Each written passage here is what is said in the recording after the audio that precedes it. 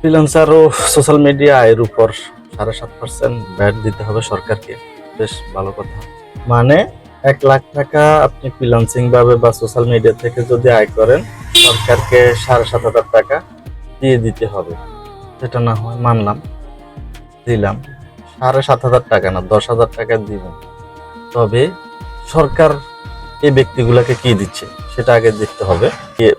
এক একজন ফ্রিল্যান্সার তাদের শ্রম দিয়ে মাথা খাটিয়ে গ্রাম জড়িয়ে দিনের পর দিন রাতের পর রাত জেগে এই কাজগুলা শিখছে করছে।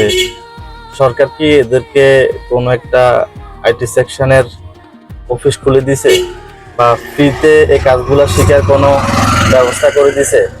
খাওয়া থাকা সবকিছু কি রেডি করে দিছে? যদি করে দিত তাহলে ফ্রিল্যান্সার যারা আছে তারা এই টাকাটা দিতে বাধ্য হতো। কারণ পৃথিবীটা হচ্ছে গিভ অ্যান্ড টেক। আপনি কিছু দেবেন, আপনি কিছু পাবেন, এটাই কিন্তু নিয়ম। অপরদিকে সোশ্যাল মিডিয়া থেকে একটা আয়ের অংশ সরকারকে দিতে হবে।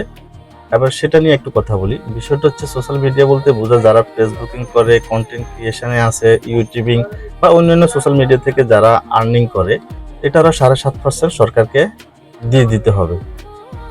এখন আসেন একটা ফেসবুকের কথা বলি। একজন কন্টেন্ট ক্রিয়েটরের ফেসবুক আইডি যদি হ্যাক হয় বা তাদের পে আউটে কোনো সমস্যা থাকে বা রেস্ট্রিকশনের কোনো সমস্যা থাকে, এটা কি সরকার সলভ করে দেয়? অন্যান্য দেশে যেরকম ফেসবুকের অফিস আছে, বাংলাদেশে কি একটা ফেসবুকের অফিস নিয়ে আসার কি ব্যবস্থা করে দিয়েছে সরকার?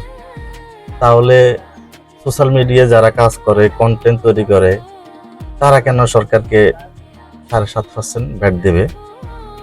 এটা আমার কাছে একেবারে অযৌক্তিক মনে হচ্ছে। যদি আপনাদের কাছে কোনো যুক্তিযুক্ত উত্তর থেকে থাকে অবশ্যই কমেন্ট করে জানাবেন।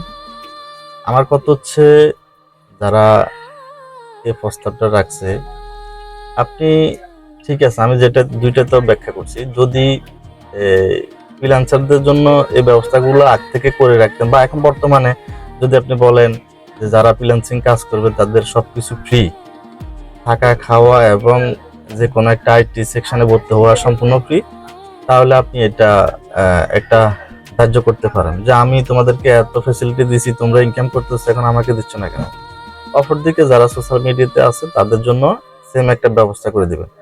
একটা কন্টেন্ট ক্রিয়েটর আছে, তাদের মিলিয়ন মিলিয়ন ফলোয়ার অর্জন করা একটা পেজ আইডি হ্যাক হয়ে যায়, এটা রিকভার করতে পারে না।